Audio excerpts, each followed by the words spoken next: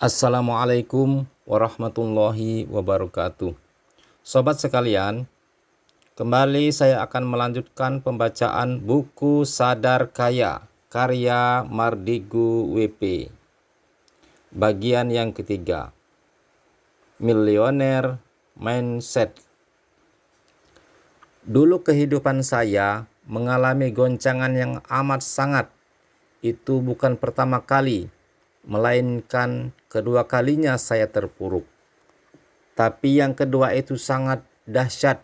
Seluruh harta saya hilang dan hutang saya juga bertumpuk. Ketika saya memiliki beragam bisnis, tetapi dalam masa hampir bersamaan, shit happened alias kesialan beruntun terjadi di dalam kehidupan saya. Money changer saya kecurian hingga 2 kali dalam 3 bulan. Kapal barge saya yang bertransaksi dalam pengiriman ke Kenan Equatorial Mining di Balikpapan, karam, dan asuransi tidak membayarnya. Pabrik kapur hydrated lime saya yang masih berutang ke bank kena gempa di Cileongsi. Gempanya memang kecil, tetapi meretakkan tungku utama dengan harga yang mahal. Traktor di Kuari Kafur meluncur tak terkendali, menabrak silo di pabrik. Asuransi juga tidak menggantinya. Ditambah bank pembiayaan PDFCI ditutup BPPN.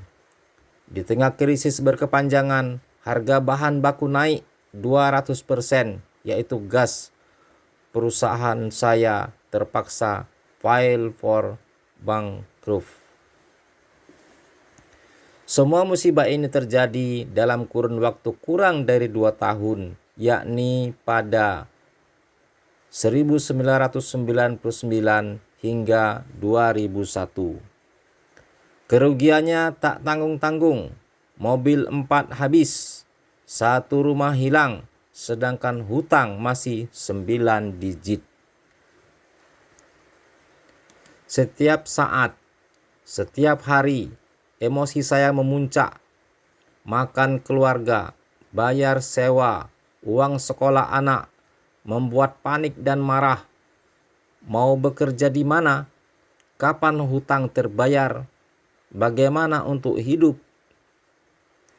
Dikejar debt collector, dikejar hukum, dikejar BPPN, dan dikejar teman investor yang marah dan kecewa.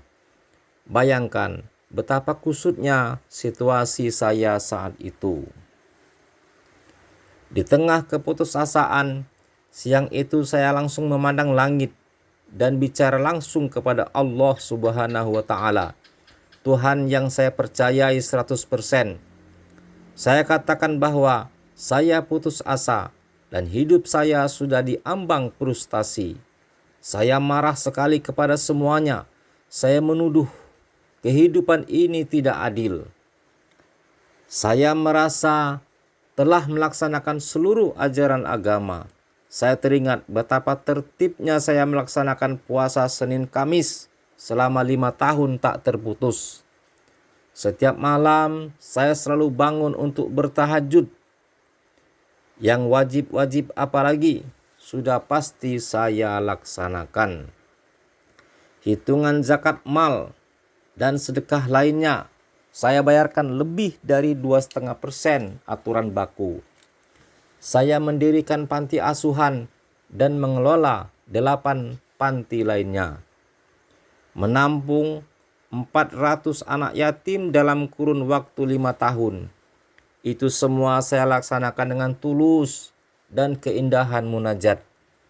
Namun, ketika kebangkrutan beruntun selama 2 tahun, tanpa jeda dan tanpa belas kasihan terjadi kepada saya mempertanyakan apa bukti ketaatan dengan kenyataan yang saya dapat.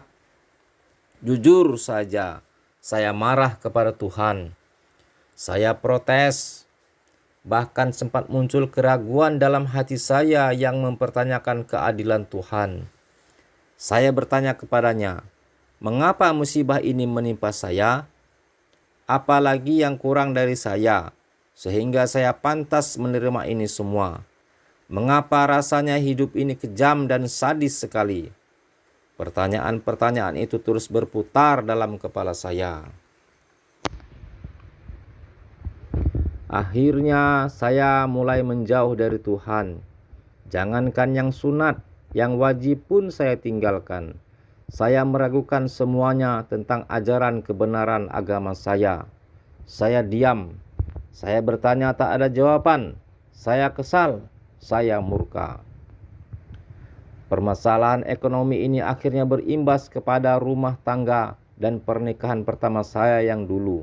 Istri saya kembali ke rumah mertua. Kemudian saat itu anak saya yang tertua demam panas, tubuhnya 39 derajat Celcius dan sudah tak bisa bangun.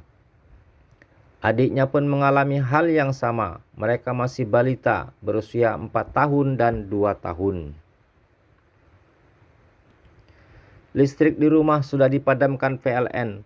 Tidak ada lagi makanan, tidak ada uang di tangan, dan setiap saat ada telepon dari penagih utang-hutang saya. Saya berutang pada lebih dari 5 institusi keuangan dan lebih dari 60 individu, dari yang hutang sejumlah 1 juta hingga miliaran.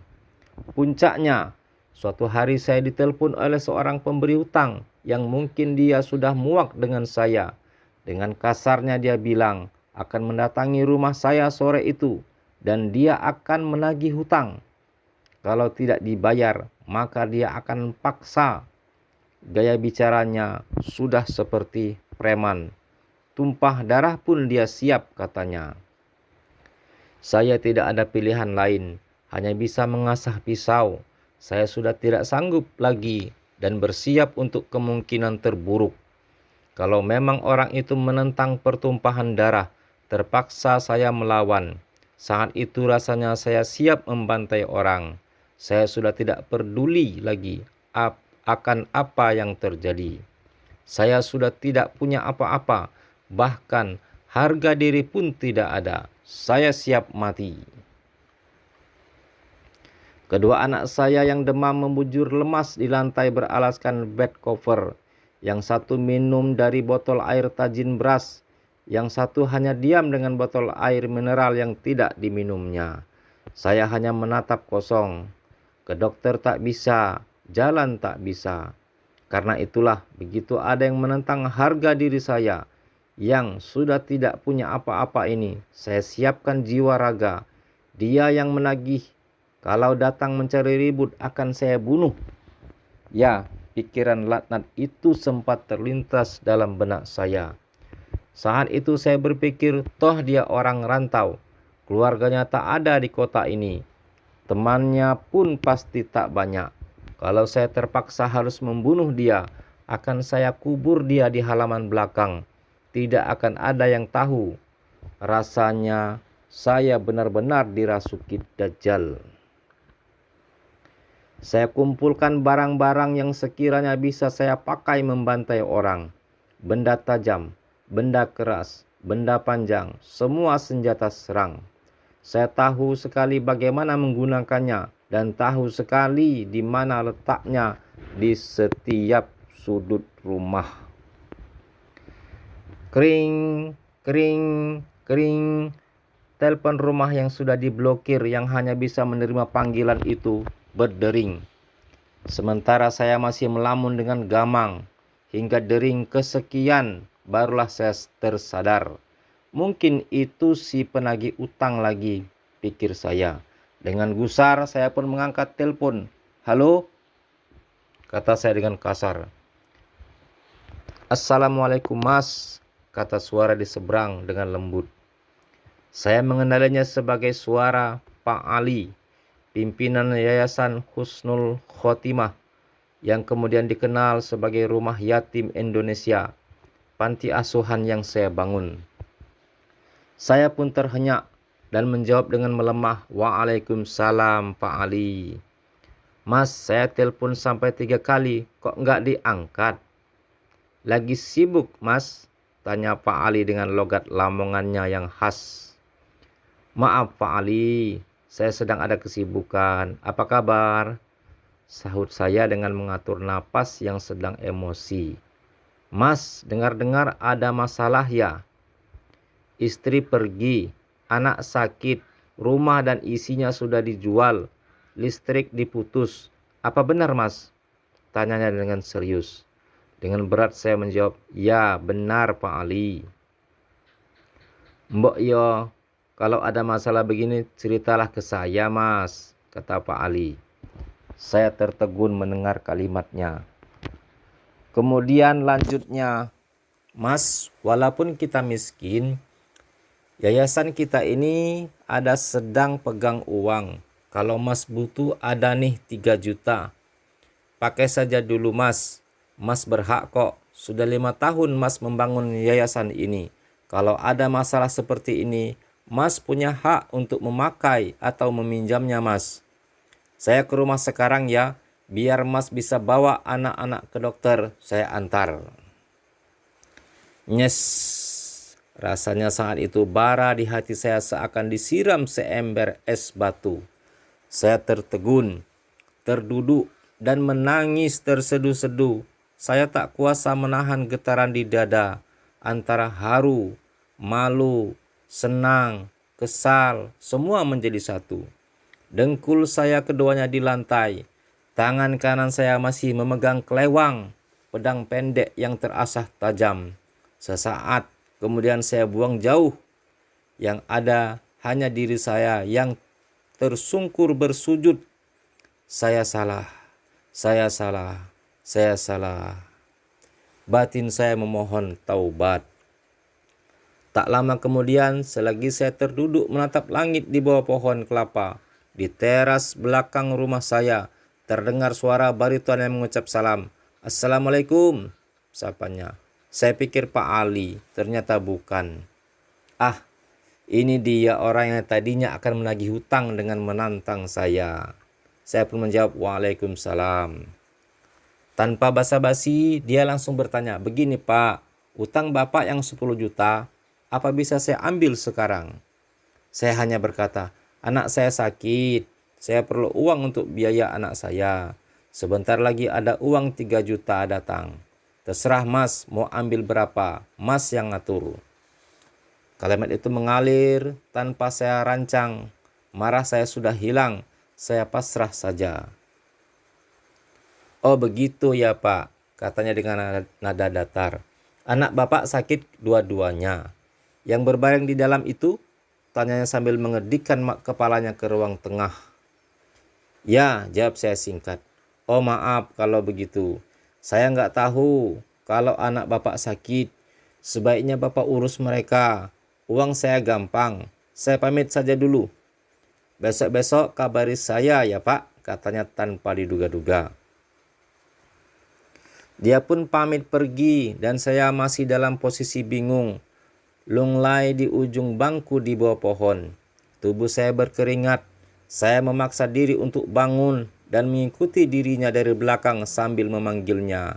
Mas, saya pasti membayar hutang saya. Saya hanya butuh waktu. Maafkan saya ya Mas, kalau saya kasar atau panik, kata saya. Ketika dia berbalik badan, saya julurkan tangan saya yang kemudian dia sambut dengan jabat tangan yang erat, senyum di bibirnya. Dia pun berkata, iya Pak, saya juga minta maaf. Saya salah Mas, kata saya. Saya berutang tapi tidak berkemampuan. Tapi saya janji Mas, saya pasti bayar. Tak lama kemudian setelah dia pergi, datanglah Pak Ali dengan kijang tuanya. Tanpa basa-basi langsung saya peluk erat dia. Pak Ali, syukron. Terima kasih, kata saya. Ayo ke dokter Mas. Aku bawa Fathur, Mas gendong Azka, ajaknya singkat. Setelah 2 tahun dihajar musibah yang merusak keyakinan saya, akhirnya saat itu saya menyadari satu hal. Semua masalah yang saya alami itu berasal dari diri saya sendiri. Hal lain di luar diri saya hanyalah pelengkap. Saya langsung berdoa, Maafkan saya ya Allah. Ampuni saya. Engkau begitu mulia dan saya selama ini salah memandangmu. Saya sadar bahwa saya sendirilah yang harus bertanggung jawab dan menyelesaikan semua ini. Sayalah yang ingcar sepenuhnya. Maafkan saya telah meragukan kuasa-Mu, ya Allah. Saya memilih untuk berdamai dengan Tuhan, dan saya ingin memulai sesuatu dengan kesadaran penuh untuk mengubah nasib saya, menulis ulang sejarah hidup saya. Saya mendapat semacam pemahaman bahwa cara berpikir saya saat itu tidak bekerja dengan benar. Buktinya saya rugi, buktinya saya bangkrut, buktinya semua orang menjauh. Artinya, saya harus merubah cara berpikir saya, harus kemana dan bagaimana saya bisa mengubahnya. Itulah pertanyaannya. Tak lama setelah menjual rumah, saya pindah ke rumah kontrakan yang sempit. Suatu sore, tetangga rumah kontrakan saya pulang dari kantor. Kaca mobilnya terbuka separuh. Dia rupanya ingin membuang sesuatu, mungkin sampah. Agaknya dia melihat saya yang berdiri di sisi jalan tersebut. Mungkin karena maghrib yang pencahayaannya mulai samar.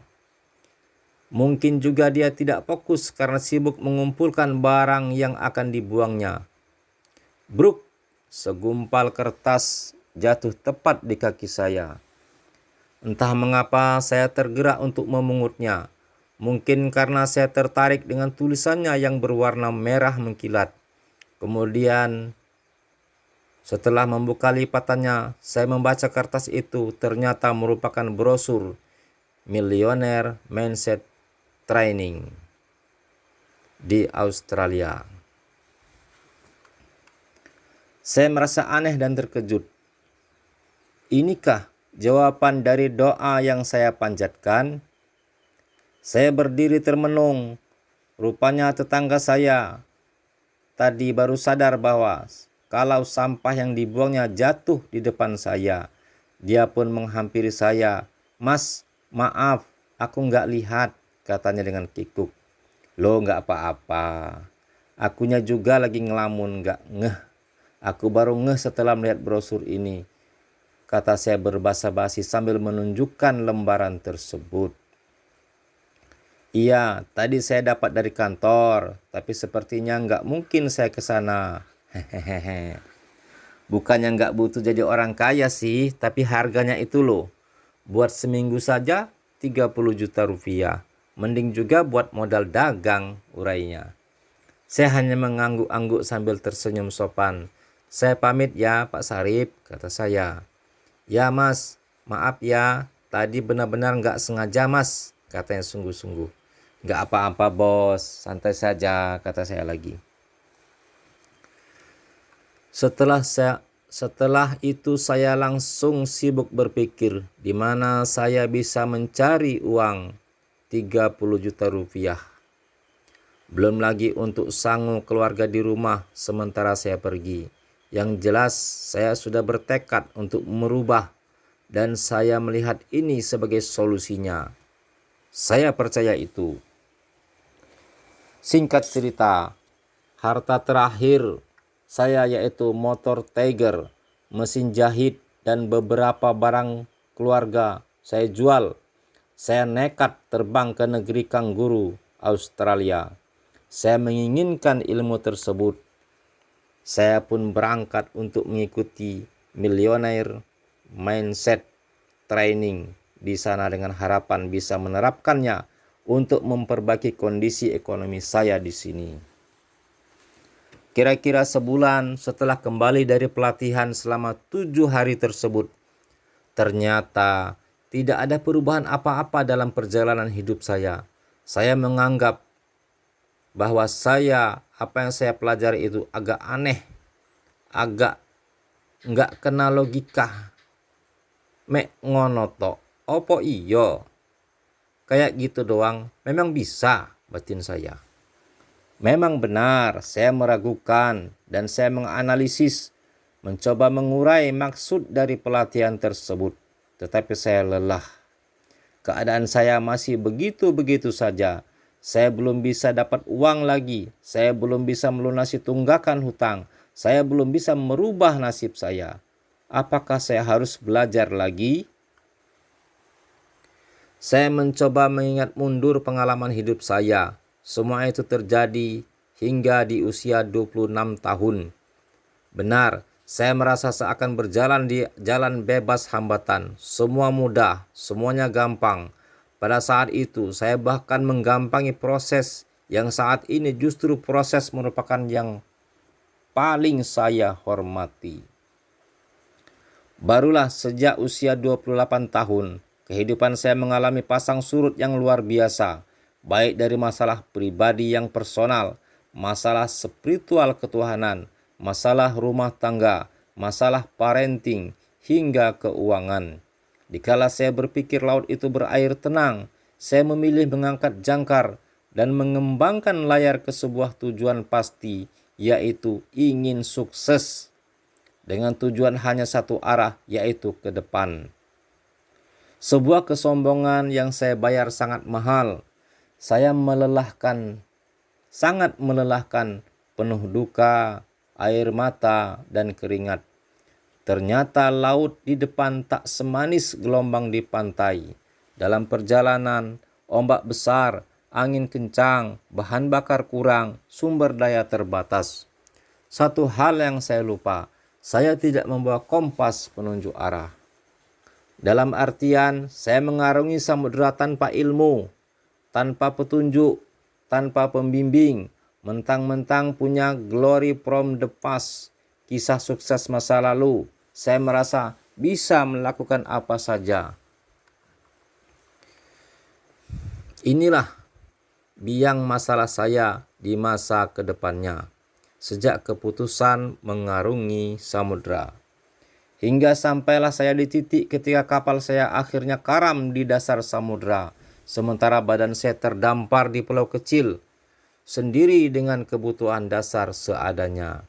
Saya hanya bisa diam, meratap pun tidak bisa, air mata habis, tenaga tak punya, yang ada hanya napas di badan. Itu pun setiap tarikan napas terasa sesak. Seakan-akan dada ini mau meledak karena terisi oleh rasa kesal, lelah, marah, dan kecewa. Karena itu ketika saya memutuskan untuk berubah, artinya saya tidak mau melakukan semuanya dengan cara yang sama seperti masa lalu. Saya harus melakukannya dengan cara yang berbeda. Karena itulah saya memutuskan bahwa saya harus berilmu agar saya memiliki platform atau fondasi baru, terutama untuk cara saya berpikir. Ibaratnya, saya bukan hanya perlu belajar untuk menginstal software baru, tetapi OS atau operating systemnya harus saya reset untuk bisa terhubung dengan software tersebut. Sederhananya begini, jika otak kita yang kemampuannya sangat dahsyat ini adalah hardware pemberian Tuhan, softwarenya kita sendiri yang pasang. Sebut saja software sukses, software sehat, software bahagia. Itu semua manusia yang install. Jadi hardwarenya memang pemberian Tuhan, tetapi softwarenya buatan manusia. Mungkin banyak pembaca yang berkerut ketika saya membawa hal ini. Tapi coba saya berikan ilustrasi seorang anak yang hidupnya dikritik, dimarahi, ditekan, dipaksa, diharuskan, dibatasi, dilarang, dimaki, dan dihina akan membuat dirinya tumbuh sebagai pribadi yang peragu, pemarah, dan pendendam. Bandingkan dengan anak yang didorong, dipuji, disayang, diperhatikan, didukung, dan dikelilingi suasana penuh canda tawa, sang anak akan memiliki platform hidup lebih ringan, fun, banyak senyum, dan vibrasi dirinya disukai orang. Yang saya maksud di sini adalah software seseorang diinstal oleh orang tua dan lingkungan sekitarnya. Dan tentu saja software yang buruk bisa diganti, diubah, bahkan dibuang bila kita mau. Sesuatu yang dipasang umumnya bisa juga dilepas, bukan? Bukan sesuatu yang permanen.